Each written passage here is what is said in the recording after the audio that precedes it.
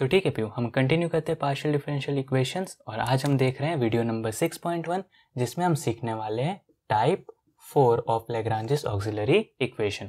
मतलब जो सबसे स्टैंडर्ड फॉर्म होती है, मतलब quasilinear equation that is P P plus Q Q equals to R. इसे हम जो सॉल्व करते हैं लैग्रांजेस की मेथड में, आज उसका टाइप 4 है। ठीक है, तो टाइप 1 में कैसा था, तुरंत वेरिएबल सेपरेबल हो जाता था। टाइप 2 में कैसा था कि वेरिएबल सेपरेबल से जो C1 मिलता था वो अगले वाले C2 को हेल्प करने में फाइंड करने में हेल्प करता था। फिर टाइप 3 में हमने मल्टीप्लायर्स देखा और अब जो हमारे पास टाइप 4 है इसमें हम क्या देखने वाले हैं, मल्टीप्लायर्स ही है लेकिन ज़रा हटके है। जैसे आपको फर्स्ट एग्जाम्पल से क्लियर करता हूँ। तो आज का जो हमारा क्वेश्चन नंबर 1 है उसमें हमें सॉल्व करना है y plus Z into P, y plus Z into P plus z plus X into Q, z plus X into Q and that is equals to x plus Y. Okay, अब हमें ये वाला question solve करना है। तो multipliers में कैसा होता था, मतलब टाइप 3 में, कि जो डिनोमिनेटर पार्ट था आप उसको ज़ीरो कर सकते थे, लेकिन इसमें वैसा नहीं कर सकते हो। तो चालू करते हैं। पहली बात, स्टैंडर्ड फॉर्म है P P Q Q R, बिल्कुल है। तो हम चालू करते हैं लैग्रांजेस के ऑक्सिलरी इक्वेशन से। So Lagrange's auxiliary equation, so Lagrange's auxiliary equation हमसे क्या कहती है कि dx upon p is equals to dy upon q is equals to dz upon r। So therefore dx as it is, p की value कितनी है y plus z that is equals to dy as it is, q की value कितनी है z plus x that is equals to dz और r की value कितनी है x प्लस y। चलो अब सोच के देखो, मल्टीप्लायर्स आप जीरो करने की कोशिश करो, क्योंकि आपको अगर ये कहीं पे पूछा जाए तो आपको पता तो है टाइप 1 2 3 4 क्या करना है। टाइप 1 और 2 तो रिजेक्टेड है क्योंकि वेरिएबल सेपरेबल नहीं हो सकते, ये सब एक्सप्लिसिट इक्वेशन है, सब साथ में वेरिएबल्स। ठीक है, तो आप पहले तो मल्टीप्लाई सोचो जिससे आप जीरो कर सकते हो। तो अगर मैं 1 1 1 रखता हूँ तो 2z 2x 2y। ओके, तो अगर मैं x को प्लस रखता हूँ, इसको माइनस रखता हूँ तो z निकल जाएगा, y positive x negative, x negative है वो पॉजिटिव है निकल जाएगा, प्लस प्लस 2y बच जाएगा। तो देख सकते हो आप लोग कि जो इसका मतलब सबसे इतना लीनियर पैटर्न का है, तो सबसे ज़्यादा तो हम नंबर्स यूज़ करते हैं 1 1 1, या फिर उनका कोई माइनस प्लस यूज़ कर सके। तो वैसा करने से तो ये बिल्कुल भी ज़ीरो नहीं हो रहा है। तो इसका मतलब क्या है कि ये टाइप 4 का क्वेश्चन है जिसमें डिनोमिनेटर को आप ज़ीरो कर ही नहीं सकते हो। तो अब करें क्या, तो देखो कुछ ऐसा करेंगे हम। इन दोनों में से क्या होगा, z वेरिएबल निकल सकता है by subtracting this and this. Okay, और y और x बचेगा और ऊपर भी y और x के d वाले टर्म्स बचेंगे। तो कुछ अच्छा है इन दोनों में। तो एक को +1 से मल्टीप्लाई करेंगे, दूसरे को -1 से, और इसकी तो बात ही नहीं कर रहे, यानी कि तीसरा हो जाएगा 0। तो हमारे पास क्या आ जाएगा, dx और माइनस dy, और लास्ट टर्म तो 0 है तो निकाल दो। यहाँ पे y plus Z plus x, sorry minus लिया ना हमने सेकंड वाला, तो यहाँ पे हमको क्या करना होगा, -z माइनस x। अब ध्यान दो, +z माइनस z कैंसिल।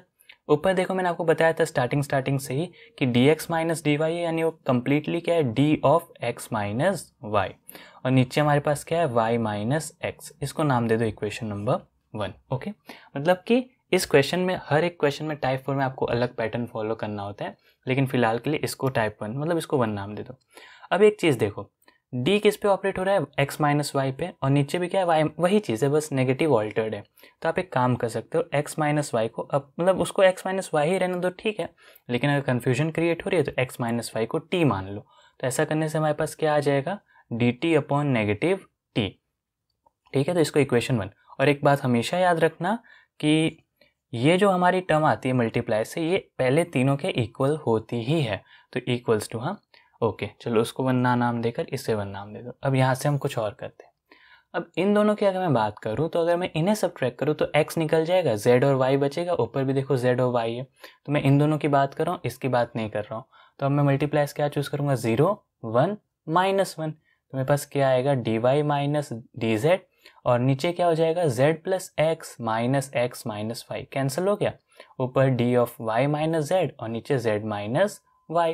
मैं फिर से वही चीज़ कर सकता हूँ, let y minus Z is equals to t हो गया, m ले लेते हैं। तो मेरे पास क्या आ जाएगा, dm अपॉन नेगेटिव m। इसको इक्वेशन नंबर 2 नाम देते हैं। नेगेटिव क्यों हो रहा है, क्योंकि हम y माइनस जेड को मान रहे हो, नीचे z माइनस वाई। ओके, अब यहाँ से हम तीसरी इक्वेशन की बात करते हैं और फिर से हम मल्टीप्लाइज देखते हैं। इन दोनों की पेयर रह गई थी ना, हाँ, तो फिर से देखो y से y निकल जाएगा, z और x बचेगा, z और x है तो इसकी ज़रूरत नहीं है, तो पहले वाले को पॉजिटिव 1 0 और लास्ट को -1, तो मेरे पास क्या आ जाएगा dx माइनस dz, और नीचे क्या आएगा y plus Z minus X minus Y, ये दोनों कैंसिल हो गए, ऊपर d of x minus Z बचा, नीचे z माइनस एक्स बचा। आप चाहो तो इसको फिर से लेट कर सकते हो, तो x माइनस जेड को mn मान लो, तो हमारे पास क्या आ जाएगा dn upon negative n, equation number 3। अब ध्यान दो, ये जो चीज़ आई थी इन तीनों के बराबर थी, ये जो चीज़ आई थी इन तीनों के बराबर थी, ये जो चीज़ आई थी वो भी इन तीनों के बराबर थी, क्योंकि हमें ऑब्टेन कैसे कर रहे हैं तीनों इक्वेशन को मल्टीप्लायर्स के हेल्प से। तो मल्टीप्लायर से जो रेशियो मिलता है वो ओरिजिनल 3 रेशियोज के बराबर होता है, ये बात तो हम जानते हैं। तो अगर ये इनके बराबर है तो ये तीनों आपस में भी बराबर है। So now what we have is dt upon negative t is equals to dm upon negative m is equals to dn upon negative n। अब देखो कितने शांत वेरिएबल से, t के साथ t, m के साथ m, n के साथ n, तो इन दोनों के पेयर बना दो और integrating both the sides directly, so negative 1 तो जब इन दोनों को कंपेयर करोगे तो नेगेटिव आप कैंसिल कर सकते हो, सो और इंटीग्रेशन भी कर दो, so 1 upon T D T is integration of 1 upon M D M, तो natural log of T is equals to natural log of M plus natural log of C1। So finally t upon M आएगा C1, और value अगर substitute कर दो तो x minus Y divided by y minus Z, आपकी value आ गई C1 की, डन। और C2 ऑब्टेन करने के लिए आप चाहो तो इन दोनों की पेयर बनाओ या चाहो तो इन दोनों की, चलो लास्ट सेकंड की बनाते हैं हम।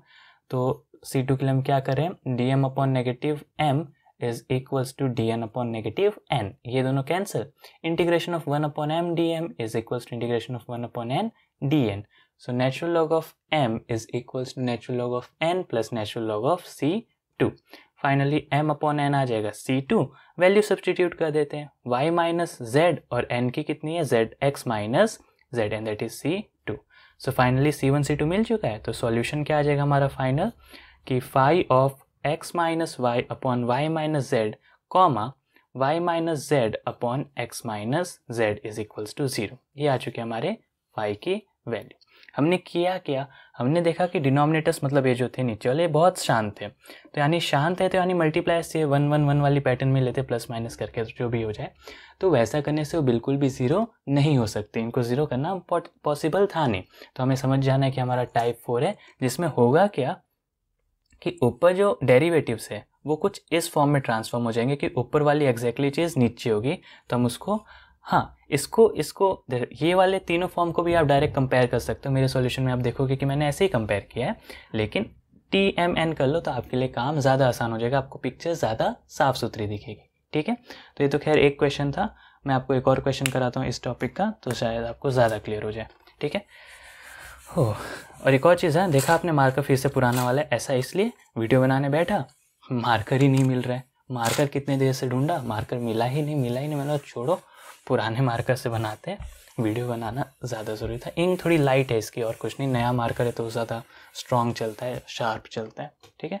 ये वीडियो बना के उठता हूँ तो पहले तो मार्कर ढूंढूंगा, पता नहीं कहाँ चला गया, मिल ही नहीं रहा। चलो कोई नहीं, अब हम ये ज़रा सेकेंड क्वेश्चन देख लेते हैं। हाँ, आज का है सेकेंड क्वेश्चन, और इस वीडियो में 2 ही क्वेश्चन होंगे, हाँ ठीक है।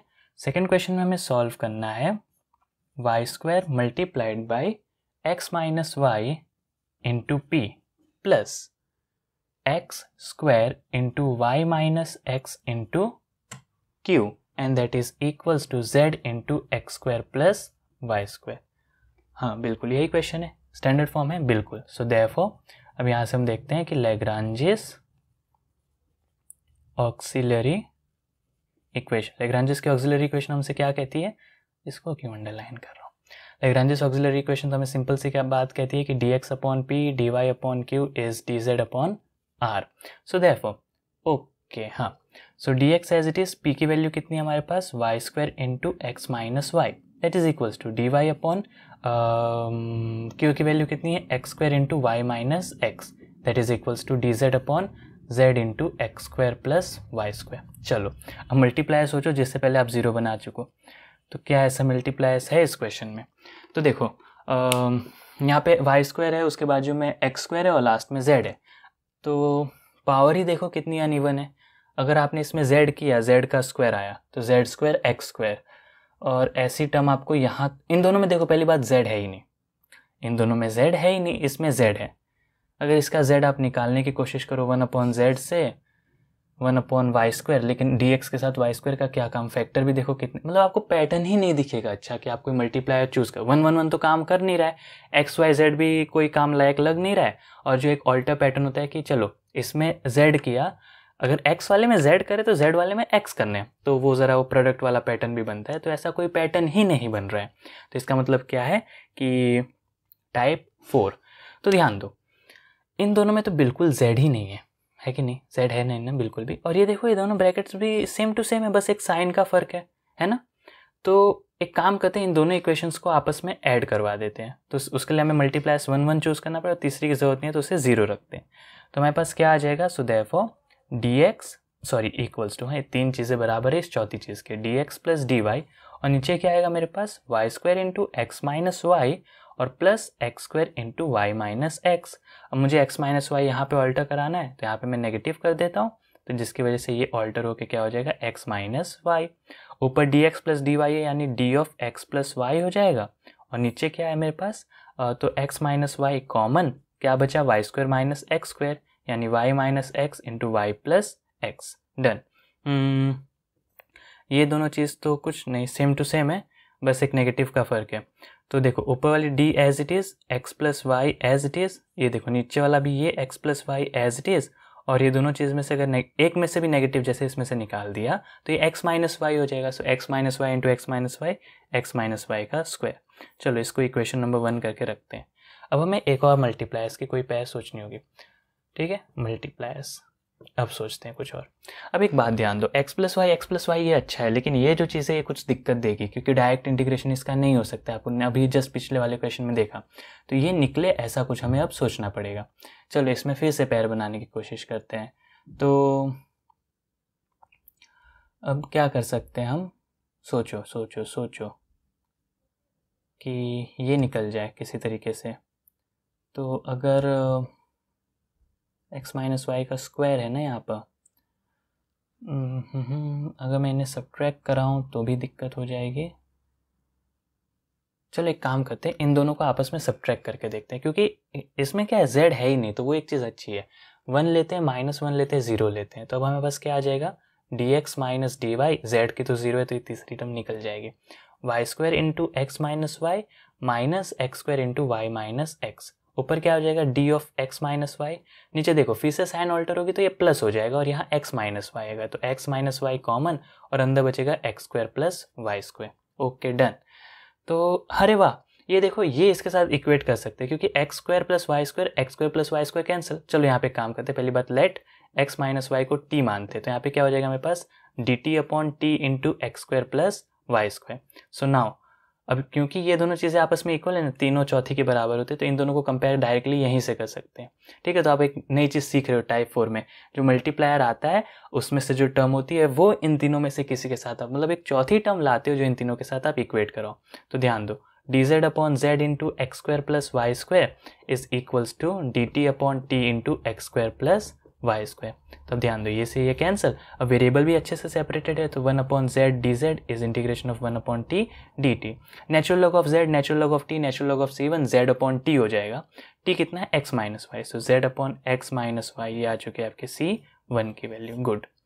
अब क्या करें, ये तो z की वैल्यू आ गई, मतलब एक c1 मिल गया। अब आपको c2 भी सोचना है, तो सोचो अब c2 कैसे सॉल्व होगा। हाँ फिर से देखो अच्छी चीज़ हो जाएगी ना यहाँ पर कि z की वैल्यू आप कितनी सब्सटीट्यूट कर सकते हो, मतलब z की वैल्यू आपके पास क्या आ चुकी है, z is simply c1 multiplied by x minus Y, ये आपकी z की वैल्यू आ चुकी है। तो अगर आपने ये वैल्यू यहाँ पे रखी c1 into x minus Y, नहीं काम नहीं आएगी, नहीं काम नहीं आएगी। कोई नहीं, c1 तो मिला, अब c2 के बारे में फिर से सोचो। हाँ इस मल्टीप्लाई का हमने कुछ नहीं किया ना, हाँ इसका सोचते हैं। तो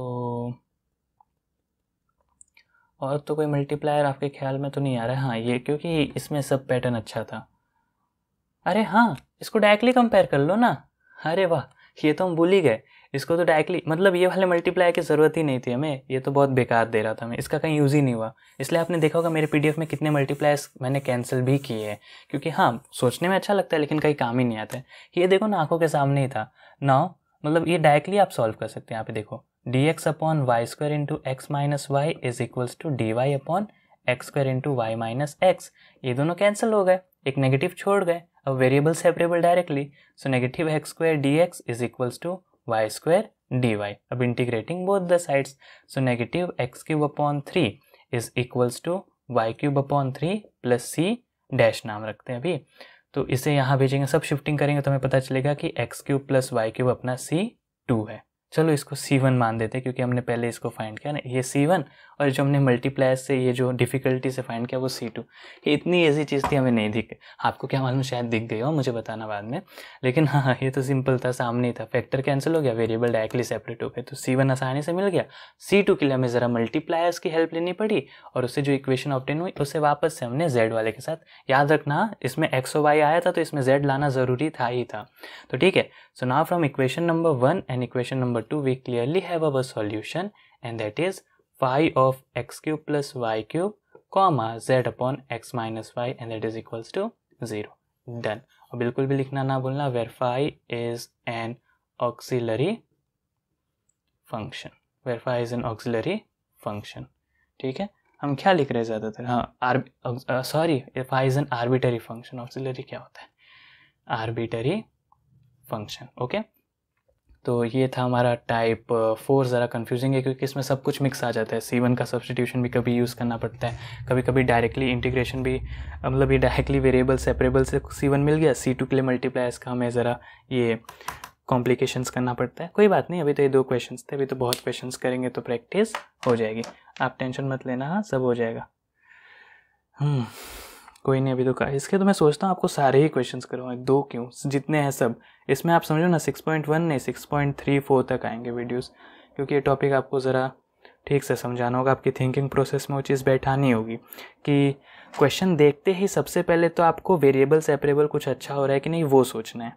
वो नहीं हुआ, अगर वो हो गया तो गुड, उसके बाद से C2 का बनाने के लिए आपको ये सब, मतलब कुल मिला के आपको टाइप 4 में तीनों चीज़ें सोचनी होगी। देखो ना ये टाइप 4 है नहीं, सब मिक्स है। मल्टीप्लाई मतलब पिछला वाला टॉपिक ही है, बाद में ये वाला एक ब्यूटीफुल सा पैटर्न की यहाँ टी, पिछला वाला क्वेश्चन भी आपने देखा कितना ब्यूटीफुल TT MM NN बन गया था, और उन तीनों एक, मतलब इसमें आप कोई एक स्टेप लेकर फॉलो नहीं कर सकते। तो कैसे टाइप 1 में था सेपरेबल, डन, फैक्टर कैंसिल हो रहा है, डन। टाइप 2 में C1 कहीं सब्सटीट्यूट हो रहा है, गुड। टाइप 3 में नीचे की चीज़ आप 0 बना ही रहे हो, मल्टीप्लायर 1 की हेल्प से भी, मल्टीप्लायर 2 की हेल्प से भी, लेकिन टाइप 4 में क्या है, सब कुछ मिक्स है, आपको अपनी सिर्फ प्योर लॉजिक पे डिपेंड करना है।